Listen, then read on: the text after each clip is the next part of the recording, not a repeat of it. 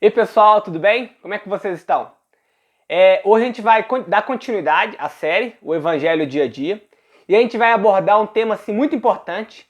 A gente vai falar sobre como usar o nosso tempo, as nossas 24 horas, a nossa semana, o nosso mês, o nosso ano, com sabedoria. A gente está numa geração hoje muito ociosa, uma geração muito fútil, uma geração muito procrastinadora que não tem utilizado o tempo de maneira correta. E hoje a gente vai aprender pela palavra de Deus como utilizar esse tempo de maneira sábia, de maneira correta. Mas antes, curta, compartilhe para mais pessoas e se inscreva no canal que todas as segundas-feiras a gente vai estar aqui compartilhando um vídeo com vocês. Amém? Vamos pro tema? Então vamos lá, como usar nosso tempo de maneira correta? Antes de responder isso, eu gostaria de fazer uma pergunta. O que você fez no ano de 2019? Você pode considerar que seu ano de 2019 foi produtivo? Você pode considerar que seu ano de 2019 você realizou muitas coisas? Você planejou e você fez? E talvez você fale, Felipe, algumas coisas eu fiz, outras coisas eu não fiz. E 2020? Como está sendo o seu ano de 2020? E eu vejo muitas pessoas falando, Felipe, esse ano para mim acabou. Pandemia, não tem como mais fazer nada. Mas eu percebo e eu olho de maneira diferente. Hoje, esse ano de 2020, a gente ficou muito tempo em casa. A gente ficou muito tempo sozinho. Então eu aproveitei nesse ritmo de pandemia, eu aumentei o meu ritmo. Então hoje, desde fevereiro, eu tenho feito no mínimo 2 cursos por mês. Eu tenho lido no mínimo 3 livros por mês.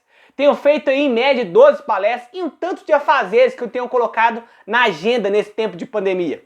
Porque eu percebo que a palavra de Deus, ela odeia uma vida ociosa. Ela odeia uma vida fútil, ela odeia uma vida que beneficia só a si mesma. Então hoje eu te convido a você não desperdiçar a sua vida. Talvez você é jovem, talvez você é adulto, e eu te convido, não desperdice a sua vida. Eu conversei com um senhor de idade, e ele está ali chegando nos 80 anos, e ele falou assim comigo, Felipe, eu fico muito triste por causa da minha idade. Eu falei assim, por quê? Ele falou assim, porque eu na sua idade, Felipe, eu desperdicei a minha vida. Eu na sua idade, Felipe, começou a contar um pouco da sua história. E para você não chegar nessa vida, nesse final de vida arrependido, hoje você pode mudar e tomar uma decisão de você não desperdiçar a sua vida. Eu queria ler um texto com você lá em Eclesiastes, capítulo 3, do verso 1 ao 4. Aqui, Salomão nos ensina como empregar o nosso tempo de maneira sábia. Ele fala assim, olha, para tudo há uma ocasião certa. Há um tempo certo para cada propósito debaixo do céu. Ele continua. Há tempo de nascer, há tempo de morrer. Há tempo de plantar e há tempo de arrancar o que se plantou.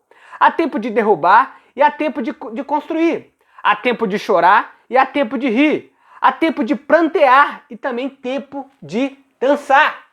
E aqui nesse texto o autor continua falando que há tempo para uma coisa e há tempo para outra coisa. E aqui ele nos ensina algo maravilhoso. Ele nos ensina a viver uma vida de forma equilibrada. Porque o desequilíbrio, eu estudando a palavra de Deus, eu percebi que uma vida desequilibrada, ela desagrada a Deus. Vamos pensar um pouco sobre desequilíbrio em todas as esferas?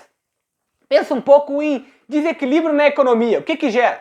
Um desequilíbrio na economia, como o Brasil está vivendo, gera desigualdade social, gera falta de empregos, gera um caos social. Se a gente for pensar o desequilíbrio na natureza, no vento ele vai gerar o quê? Furacão. O desequilíbrio de chuva pode gerar o quê? Enchente. Um desequilíbrio de muito calor, muita seca. O que pode acontecer? Vamos pensar também um desequilíbrio emocional. Uma pessoa que ela é desequilibrada emocionalmente, ela age de forma impulsiva, ela machuca pessoas. Uma família desequilibrada. Se a gente pensar também um desequilíbrio ecológico que gera poluição e gera um caos aí na nossa vida.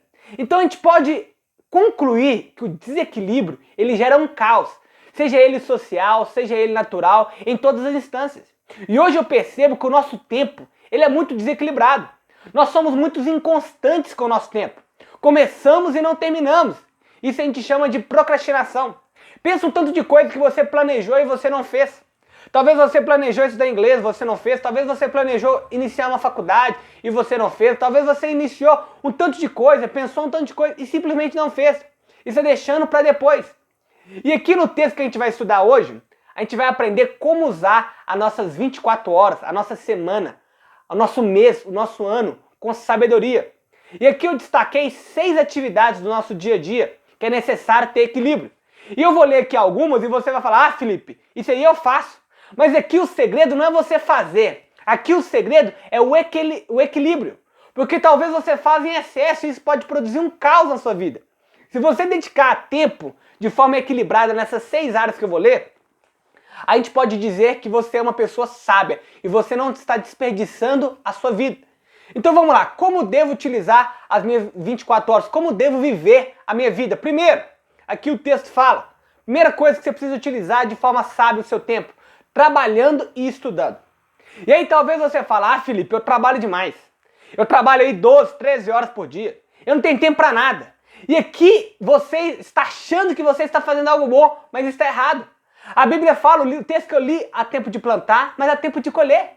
Há tempo de trabalhar, mas também há tempo de você parar de trabalhar. Porque uma vida que você trabalha muito, provavelmente você vive estressado. Você está cheio de doenças emocionais. E você que trabalha muito, talvez você está buscando um sucesso. Mas quando você chega nesse sucesso, você olha para trás e vê o caos social que você fez. Com a sua família, com a sua vida, com a sua saúde e um tanto de coisa. Então trabalhar demais está errado. E aí você fala, ah, Felipe, então eu tô certo, porque eu não gosto muito de trabalhar. Eu sou aquele cara ali pacato, eu trabalho muito pouco, quase não trabalho. E ali também tem um outro erro. Porque se você trabalha muito pouco, provavelmente você vive sem dinheiro. Você provavelmente vive às custas dos seus pais. E você vive com um sentimento de inutilidade. Isso também se aplica aos estudos. Tem pessoas que ela morre de estudar. E tem pessoas que vivem de recuperação. Então qual que é o conselho de Deus nessa área? Estude e trabalhe de forma equilibrada. E a gente pode dizer que há tempo de trabalhar, mas também há tempo de parar de trabalhar. E eu te pergunto, você é equilibrado nessa área? Uma outra área que eu queria falar para vocês, famílias, amigos e relacionamentos. Você dedica tempo para sua família e para seus amigos? A Bíblia fala que aquele que se isola, ele se insurge contra a sabedoria. Gente, a gente precisa entender que o prazer está na sabedoria. Você já pensou em fazer uma viagem e você não postar nada nas redes sociais? Talvez se eu falasse para um jovem, falasse, você quer fazer uma viagem? Eu quero, mas você não pode postar. Talvez essa pessoa nem viajaria. Por isso que as redes sociais hoje, ela tá bombando. Sabe por quê? Porque o ser humano foi feito para viver em comunidade. E eu te pergunto, qual foi a última vez que você visitou seus pais? Qual foi a última vez que você saiu com seus amigos? Qual foi a última vez nesse tempo de pandemia, então, que você fez uma ligação e você conversou com alguém? No final da sua vida, as lembranças desses momentos vão te dar alegria ou tristeza. Existe um empresário muito atarefado, dono da Gillette. Ele falou assim, ele também é conselheiro da Harvard. Ele falou assim, eu separo um tempo para estar com a minha família. Porque ele entendeu que se ele só trabalhar, se ele só ficar vivendo para a família, ficar só em função deles, ele não vai conseguir sustentar. Mas se ele também ficar só vivendo para o trabalho, ele também não vai conseguir desfrutar dos prazeres da vida. Um outro extremo aqui, descanso. Tem gente que fala, meu chamado, Felipe, é descansar. Eu nasci para descansar. E a Bíblia fala assim, olha, vai ter com a formiga, ó preguiçoso. A Bíblia manda a gente descansar, mas não é viver descansando. E tem pessoas hoje que estão tão estressadas e elas acham que até algo espiritual. Não! Isso aí talvez é falta de descanso. A Bíblia nos ensina a descansar uma vez por semana. Separa um dia para você descansar. A quarta atividade que eu queria falar com vocês é a saúde física. E aqui é muito interessante falar sobre isso, porque a Bíblia fala que nós somos o templo do Espírito Santo. Tem um pastor muito famoso, Luciano Subirá, e ele conta uma história que ele está vivendo uma vida totalmente desregrada na sua saúde. Ele estava comendo em excesso, então já estava ali obeso. Ele também não estava descansando, não estava praticando nenhum tipo de atividade física. E Deus falou assim com ele, Luciano Subirá, o seu ministério vai terminar antes que eu queria. E ali ele teve uma revelação, ele falou assim, se eu não cuidar do templo do Espírito Santo, talvez eu não vou conseguir terminar o que Deus me chamou. E eu também vivi várias vezes isso, vivi vários problemas de saúdes físicas, porque eu não cuidei do meu templo, que é o templo do Espírito Santo. Então, eu te pergunto, qual que é mais importante, orar ou fazer esporte? Aí você vai falar, com certeza é orar. Mas talvez a falta de esporte, a falta de atividade física pode impedir de Deus cumprir o plano dele na sua vida.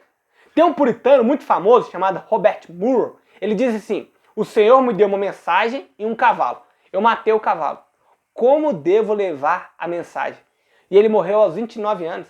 Ele estava dizendo que Deus deu para ele uma palavra, mas Deus também deu para ele o instrumento da palavra, que é através da boca, é através do corpo dele.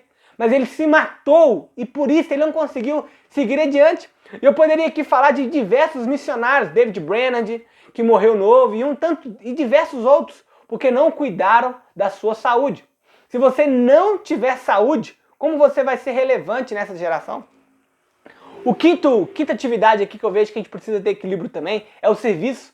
Existem pessoas que vão para o extremo. É aquela pessoa que vive na igreja, é aquela pessoa que vive na ação social, é aquela pessoa que ajuda todo mundo, mas ela não se ajuda. E o outro extremo também é verdadeiro, aquela pessoa egoísta, que vive só para ele, dinheiro só para ele, o tempo só para ele e não ajuda ninguém. E essa pessoa termina uma vida muito triste.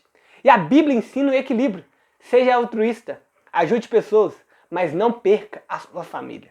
E eu termino no sexto, que é busque a Deus. Todos os dias você precisa ler a palavra e você precisa orar. Todos os dias você precisa ter comunhão com Jesus Cristo. E aí também tem outro extremo.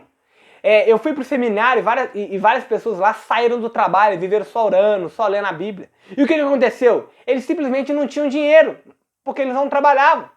Então nós precisamos de um equilíbrio. Nós precisamos orar, trabalhar. Nós precisamos orar, servir, ter tempo com a família. Então eu concluo, se você tiver equilíbrio, você vai conseguir aplicar essas verdades em todas as suas áreas. Existe uma vida, gente, que não agrada a Deus se você utilizar o seu tempo errado. Salomão disse, tudo é vaidade. Por quê? Porque ele usou o seu tempo de maneira errada. Mas Paulo disse, quando ele empregou o seu tempo em todas as áreas corretamente, ele disse, eu terminei a carreira. Eu acabei a carreira. Eu finalizei a carreira, mas eu guardei a fé. Então você vai chegar o tempo, gente, que não haverá mais tempo. A vida, a Bíblia fala que é como um sopro. Como você está utilizando a sua vida? Se a sua vida é desequilibrada, Deus fala hoje com você, tenha o equilíbrio. Trabalhe de forma equilibrada. Estude de forma equilibrada. Família, amigos, tenha tempo para eles. Descanse também, não viva só para o trabalho, mas também não vive só descansando. Pratique atividade física, serve pessoas, mas também sirva a sua família. E busque a Deus. Dessa forma, você vai viver uma vida que ela não vai ser desperdiçada. E eu oro para você que talvez esteja vivendo uma vida aí fútil, uma vida aí que não está vendo significado em nada. Aplique essas verdades nessas 6 áreas e desfrute de uma vida que vale a pena ser vivida. Que Deus te abençoe, em nome de Jesus. Amém.